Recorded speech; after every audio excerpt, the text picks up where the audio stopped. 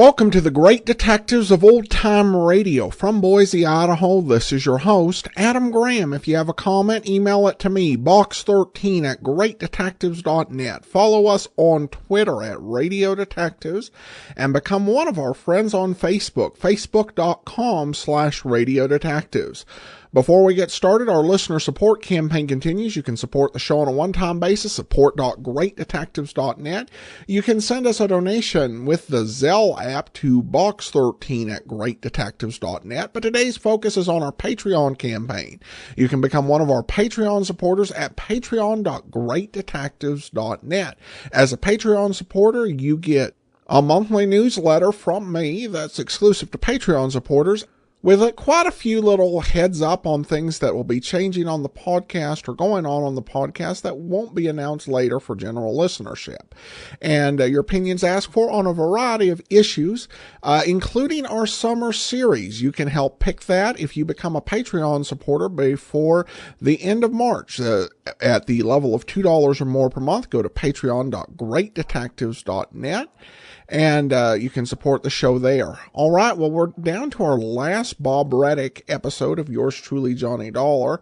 And I have to say that, quite honestly, I don't know for sure when it aired. One date that's been put on it by the old-time radio researchers is June 11th, 1961. But as we'll hear, I think that may not be correct. But I will say it probably aired sometime in 1961. And this one is The Big Date Matter. Johnny Dollar. So you've stayed on there in Miami? That's right. Good. If I had any sense, I'd stick around in Florida the rest of the winter. Why not? Instead of going on back to the snow and cold of Connecticut. And who are you? This is Don. Don Boomhauer, Johnny. Don. Yes, sir. Right across the state from you here in Sarasota. Well, Don, it's nice to hear from you. How did you know I was down here? From Pat McCracken at Universal Adjustment Bureau. Uh-oh. So I told him I'd try to catch up with you before you head up on north again. I think I will. What? Yes, sir. Nor rain, nor sleet, nor snow, nor anything else shall keep this insurance investigator from heading home. Huh? What are you talking about? Getting away from here in one piece. What? Well, you're still holding down the office of Tri-State Life and Casualty, aren't you? Of course, and that's exactly why... Well, I love you dearly, Don. I've been paid a lot of nice fat commissions by that company of yours. Exactly, and it's because of that very But the last 2 or 3 cases I've handled for you have been so risky, so dangerous, and so darned unprofitable. Johnny! No, please, Don. Let me duck this one. But all I need is 5 minutes with you. 5 minutes? That's right. Well, what kind of a case could I possibly cover in 5 minutes? None at all that I know of. Well, then? Did I say anything about taking on a case? Well, no. But I'll tell you this. 5 minutes with me over here may very well keep me from getting involved in something pretty serious. Yeah, like what? Oh, like maybe spending a few years in a federal prison, something like that. Oh, now you're kidding. Am I? Well, aren't you? Come on now, Don. No. You come on. Over here to Sarasota. For just 5 minutes with you, huh? Yes, Johnny? Well, I still think you're kidding. No, Johnny. But okay, Don, I'll see you. I'm sure it's a gag. Has to be. And yet, coming from Don Boomhauer...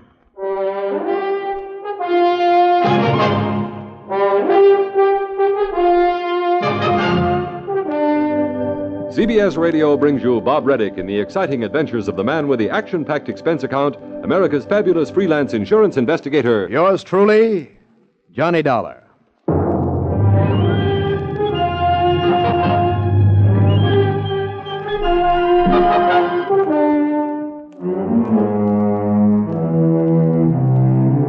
Expense account submitted by Special Investigator Johnny Dollar to the Tri-State Life and Casualty Insurance Company office in Sarasota, Florida.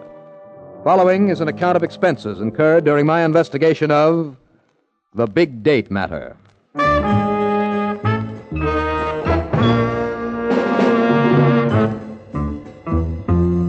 Expense account item 1, 2020, plane fare, tips and taxi.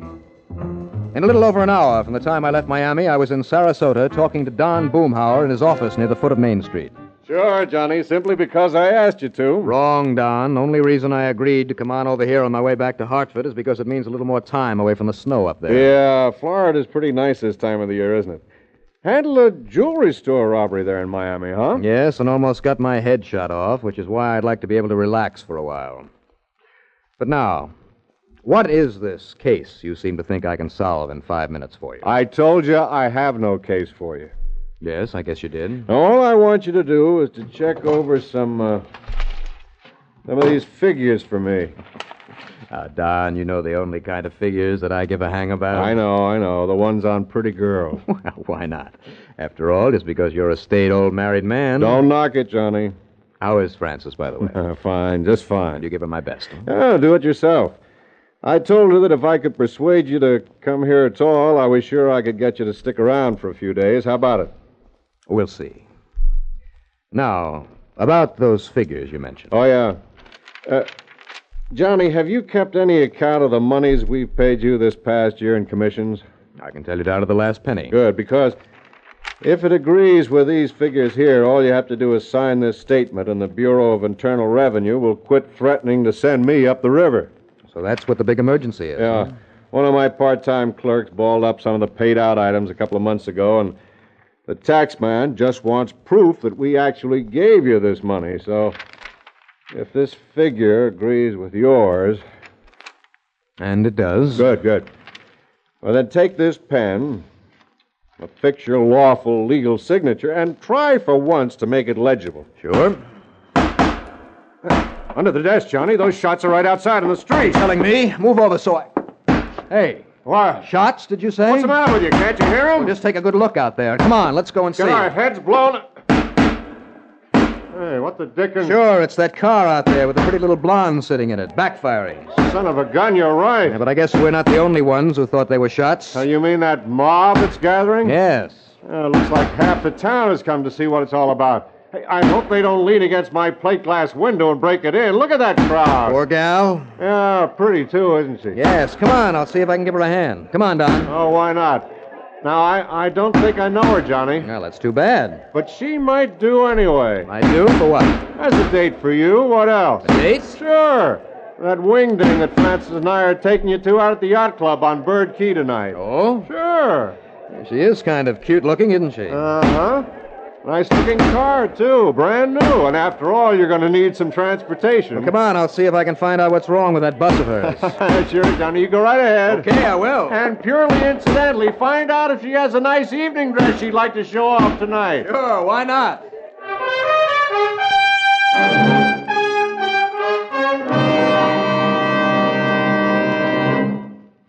A number of years ago, it was said that, in spite of the large population of this planet, men and women remain the most inaccessible things on it. Today, we see this lack of understanding among peoples of the world reflected in headline stories. But it isn't because the people of the world are enemies.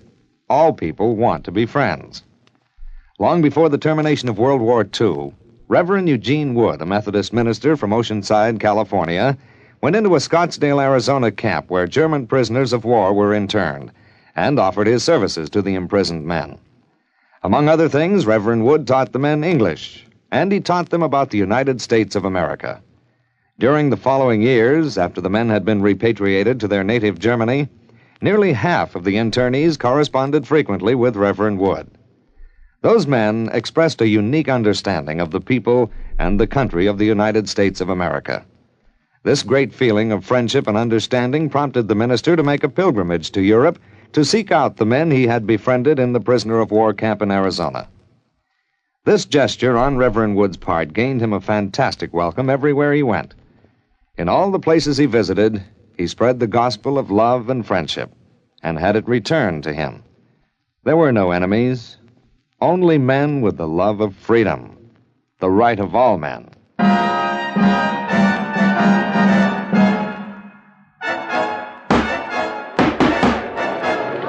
By the time I got outside the door of Don Boomhauer's office, it looked as though half the town was gathered there.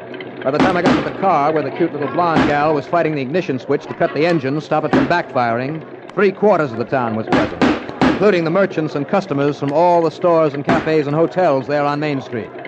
The folks had come to see the fun and, of course, offer all kinds of unhelpful suggestions. Well, don't just stand there, please.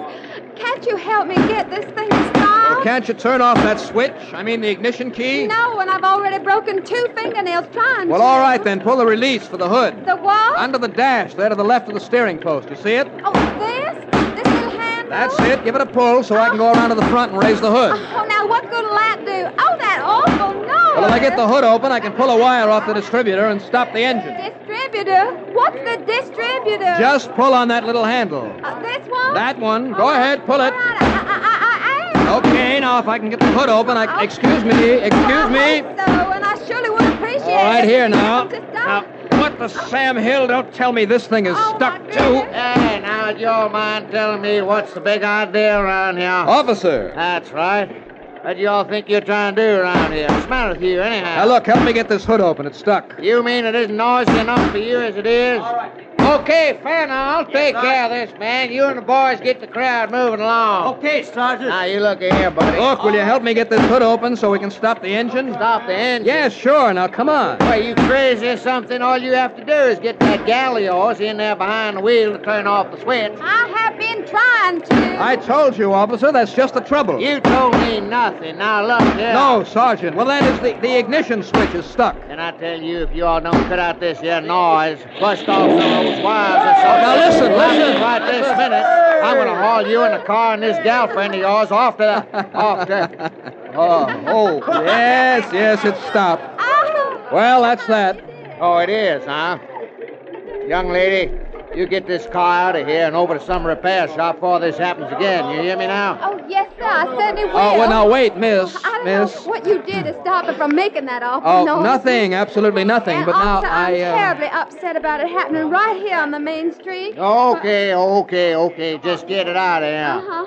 Vanna, clear this crowd off the street. Right, Thanks Sergeant. awfully. Oh, my pleasure. And maybe I'd better go along with you to make sure it doesn't do it again, Oh, huh? no, it runs fine now, but thanks anyway. Hey, did I tell you to get this thing out of here? Yes, sir. Right away, officer. Oh, no, wait, please. Wait, nothing. You go on, miss. Yes, sir. Bye. And thanks Look, again. listen, I just want, miss.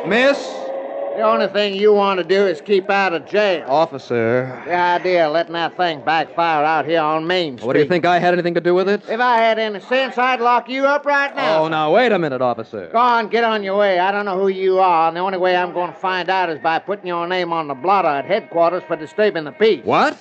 And I'm going to do just that unless you make yourself mighty scarce around here in a hurry. Now go on. Oh, now look here, will you? Don't bother me.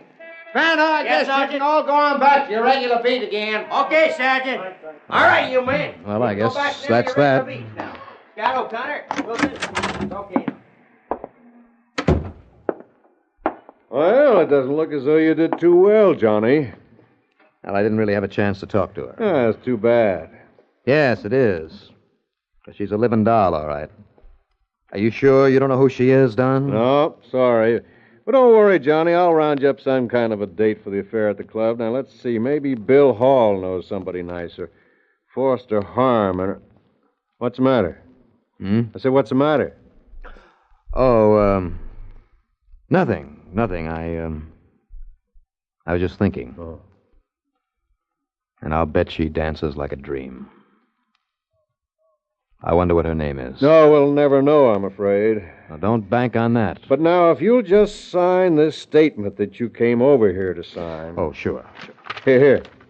Here, use this pen. All right. There you are.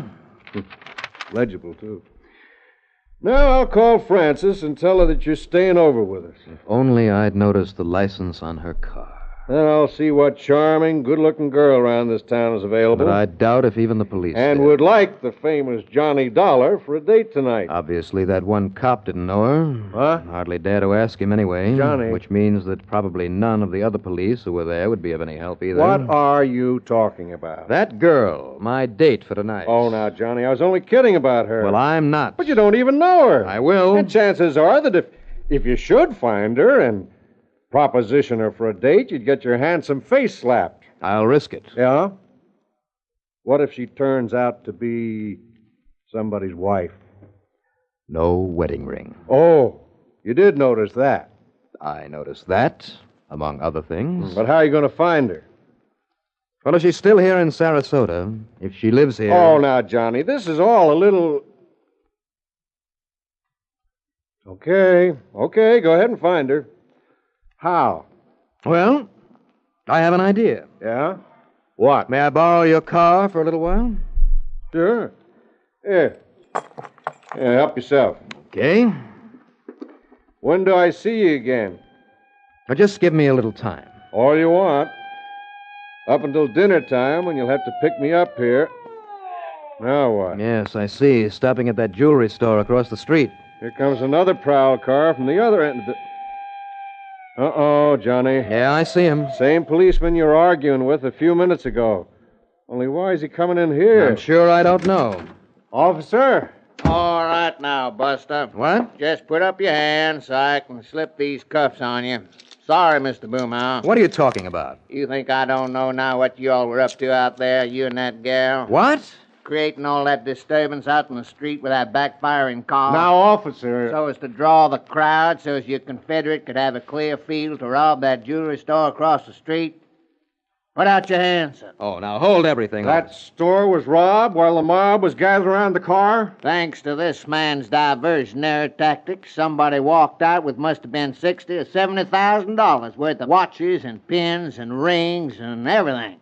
So they called us up. I wrote the insurance on that store. Now, if you don't want to come along peaceful, mister... Oh, now, whoa, now. Yeah? Yes, officer, wait. What's that, Mr. Boomhouse? Well, don't you know this man? This is Johnny Dollar. Johnny Dollar? That's right. Y'all mean that freelance insure... Well, you mean the friend of the lieutenant that comes down here now and then to... This is Johnny Dollar? Here, officer. My credentials. I've known him for years, officer. He's Johnny Dollar, all right. Yeah, and these papers all look... Yeah, but if he was out there by that car... So, Don, you insured that store, huh? Does that mean I'm on expense account as of now? As of now. Yeah, well, now... Fine. And as long as I have the keys to your car, well, I'll see you later. Yeah, now, you wait a minute, mister. Yeah? Unless I can get Lieutenant Phillips to identify you. Oh, he'll be glad to, I'm sure. Yeah, now, you all wait. You're the only suspect I got. Oh, no, you haven't.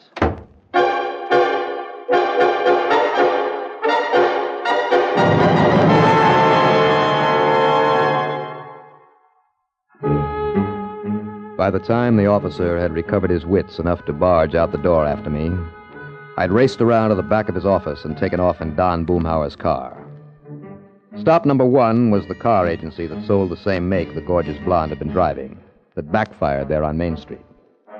No, they hadn't seen either her or the car in the repair shop. Anyhow, one of our nice new models kick up and backfire like that? No, sir. Then I made the rounds of every car agency in town.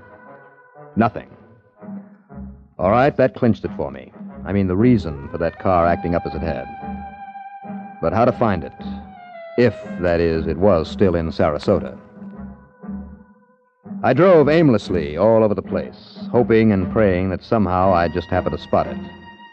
Yes, and hoping that Don Boomhauer had been able to explain things so the police wouldn't track me down and cramp my style. I racked my brain for some idea how to find that girl and her car. And I guess the strain on my so-called brain made me a little foolish, for I suddenly found that I'd driven way out of town, way out on Bee Ridge Road.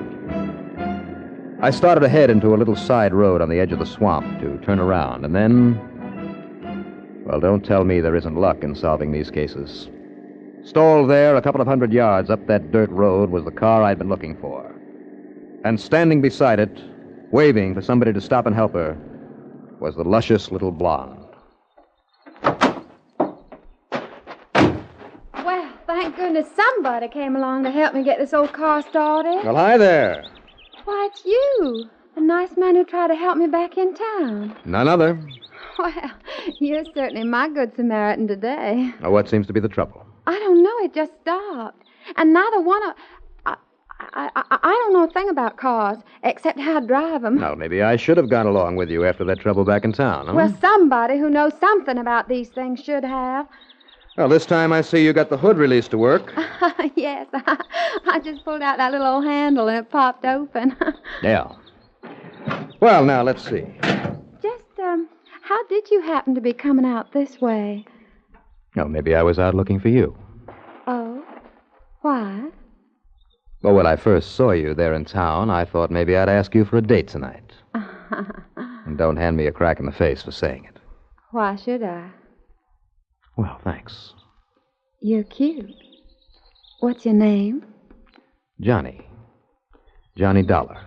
You're... Well, that's a funny name. Gee, Johnny, I hope you can get this running again for me. Well, I'll take a look. Uh-huh. So I took a look, with one eye watching her. But she didn't make a move, just stood there smiling. I replaced the ignition cable that had jogged loose. And then I saw it.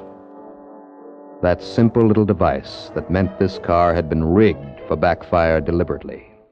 Just like the old Chicago mobsters did it in order to cover the sound of gunshots. And then I thought I heard a noise inside the car. Somebody hidden behind the front seat, maybe? When I walked around and opened the back door, I see. Yeah, that's right, Mr. Johnny Dollar. You see a 38, and it's aimed straight at your belly. Shall I pick up a rock and slug him, Jim? Now, just relax, Sal. And that sack in there full of the loot from the jewelry store? What else? Did he fix the car, Sal? Yeah, I think so, Jim. Oh, it's fixed, all right. So if you two would like to continue on your merry way... Sure, after I take care of you and sink you in that car of yours in the swamp. Go ahead, Jim, and let's get out of here, Yeah, sure. Turn around, Dollar. Okay, now, Jim, listen. Turn around. So I can be nice to you. Give it to you in the back of the head so you won't know when it hits you. Oh, no, wait, Jimmy, look. What? Look, that car that's coming. What, it looks like they followed me after all. It's a prowl car. The cops? Uh-huh. Blast him, Jim. Come on, blast Too him. late, baby. Hey, you okay, sir? Everything under control, Mr. Dollar? Sure, Sergeant, and I suppose I might have known you'd be tailing me. Yeah, well, yes, sir. Well, thanks. Thanks very much. Well, it's a pleasure, Mr. Dollar. Now, what about her? Johnny? Now listen, Johnny. Well, you see, I'd kind of asked her for a date, officer. Oh, I guess he did. But how about if she has a date with you instead? Say at headquarters?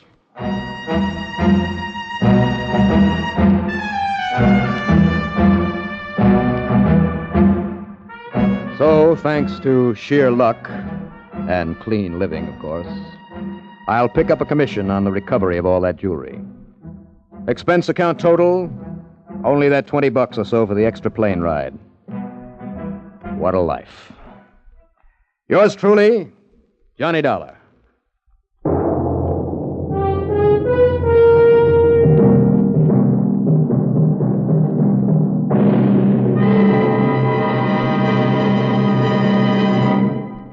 They say that clothes make the man. A smart-looking uniform can do even more.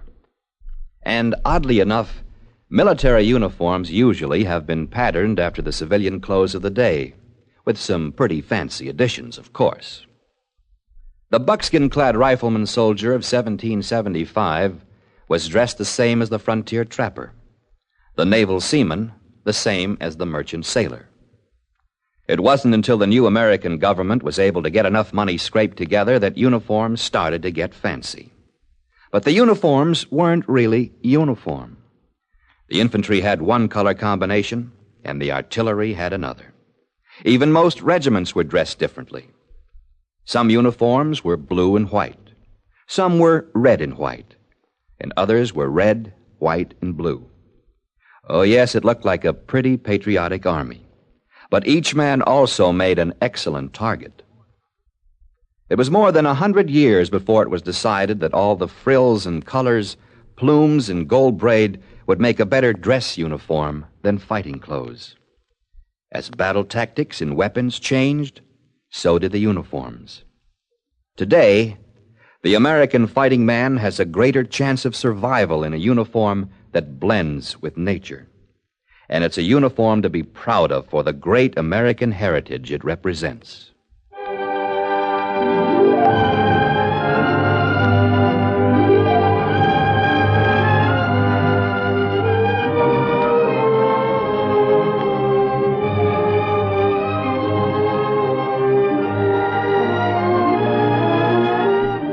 Yours truly, Johnny Dollar, starring Bob Reddick, is written by Jack Johnstone. Produced and directed by Bruno Zerato, Jr. Musical supervision by Ethel Huber. Heard in our cast were Madeline Sherwood as Sally, Robert Dryden as the sergeant, Carl Frank as Don Boomhauer, Larry Haynes as Jim, and Larry Robinson as the car dealer. Be sure to join us next week, same time and station, for another exciting story of yours truly, Johnny Dollar. This is Art Hanna speaking. Johnny Dollar has come to you through the worldwide facilities of the United States Armed Forces Radio and Television Service.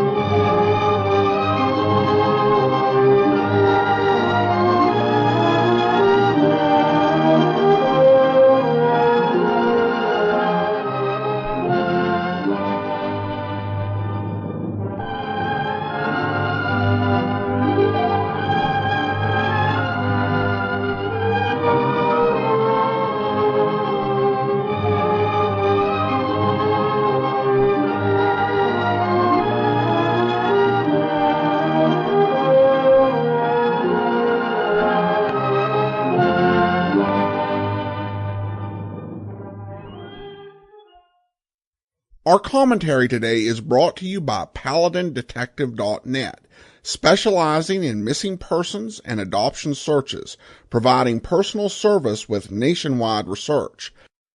You're listening to the great detectives of old-time radio.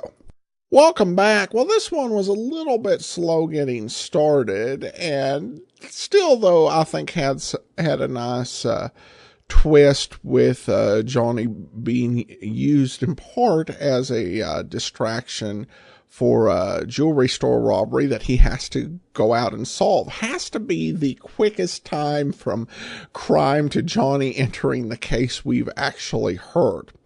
Now, in terms of the date of this program, in his excellent book, the Who is Johnny Dollar Matter, Volume 3, John Abbott points out that in the Radio Gold Index, this particular program is listed without a date, which is pretty common with Armed Forces Radio and Television Services broadcast. They generally, the transcription discs don't have dates on them because the discs were not intended to be used on a certain date. They were, in fact, reused multiple times. That's why we have so many Armed Forces Radio Service and Armed Forces Radio and Television Service versions of various broadcasts.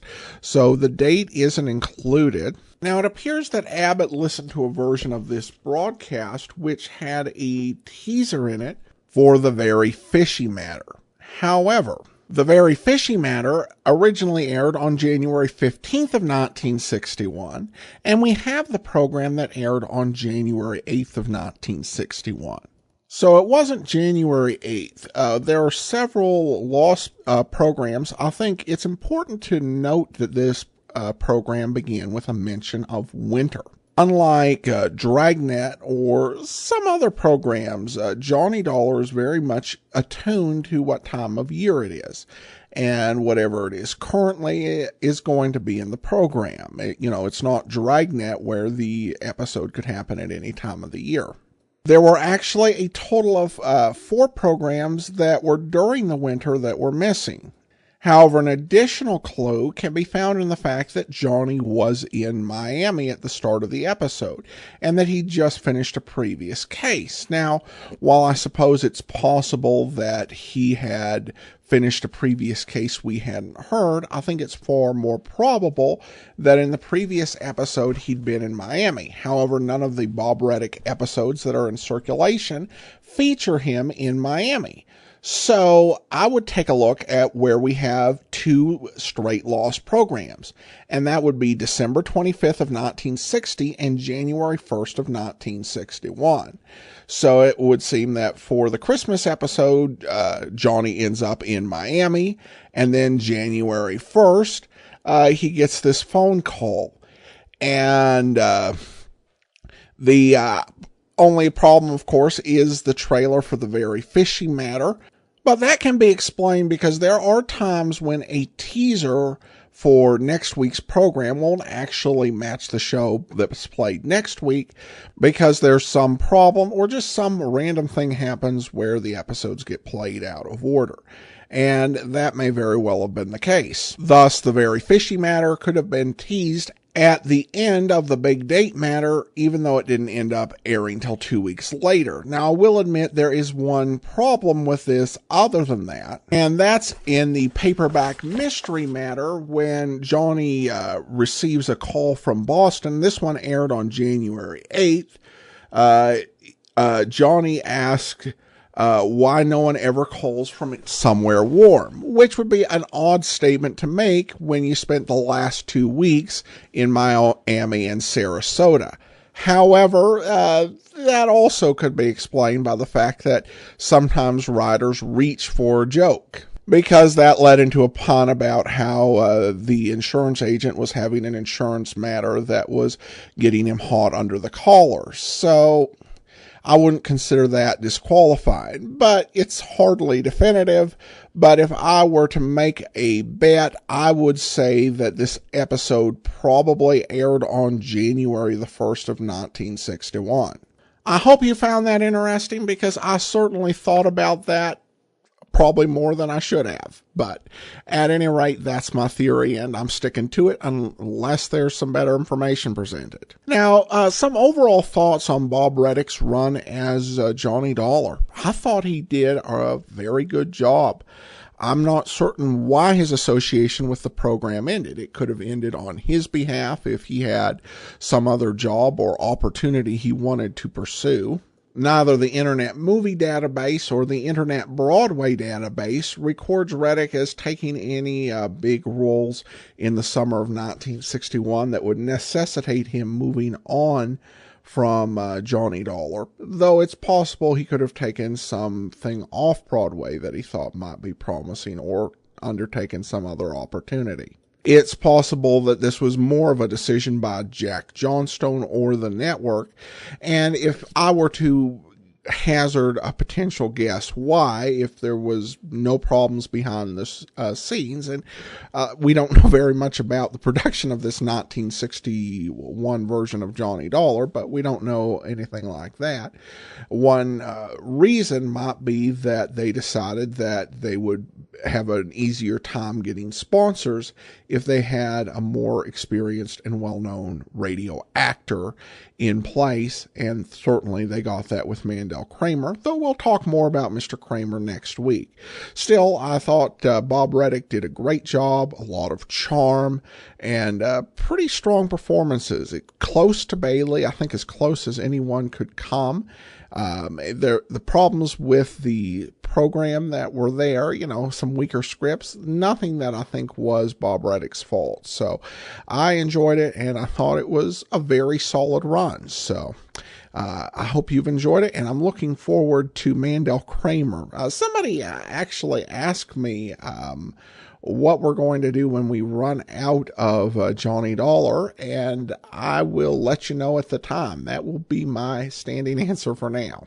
Though we have, more than a year before that's even an issue. Okay, listener comments and feedback now. A private message on Facebook. Adam, love the show, especially the Dragnet and Johnny Dollar. I just listened to the episode of Johnny in Montana. Ironically, my ex-wife is from Kalispell and lived in Libby while I was stationed in Japan. Keep up the great work. I have a long drive to work, and I listen to podcast on the way and while doing maintenance on the ship. Thanks for making it easier to get through some long days. Well, thanks so much, Ronnie, for your kind words. And it's always good to hear from anyone with any connection, no matter how secondhand, to Kalispell. And I appreciate you riding in. All right, that will do it for now. Join us back here tomorrow for Dragnet. Next Friday, yours truly, Johnny Dollar.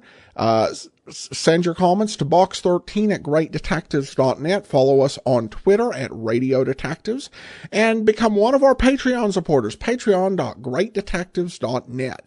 From Boise, Idaho, this is your host, Adam Graham, signing off.